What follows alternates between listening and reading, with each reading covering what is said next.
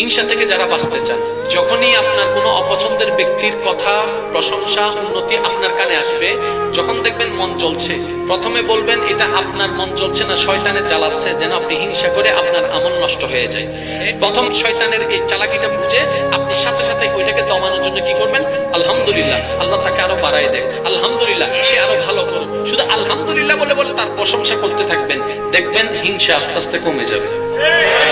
তাহলে হিংসা নষ্ট করার এক বড় হাতিয়ারের নাম কি? যাকে আপনি দেখতে পারেন না, যার কথা শুনলে আপনার মন জ্বলে, যার প্রশংসা শুনলে আপনার মনে ব্যথা লাগে, অনুভব হয়, আজকে থেকে একটা কাজ করবেন, শুধু তার ব্যাপারে কোনো কথা আসলে, সে আপনার সামনে আসলেই শুধু আলহামদুলিল্লাহ বলতে থাকবেন, আলহামদুলিল্লাহ বলতে থাকবেন, মন চাক কিংবা না চাক শুধু বলতে থাকবেন, বলতে থাকবেন। একদিন দেখবেন আপনি জয় হয়ে গিয়েছেন, কারণ আপনি রহমানের বান্দা।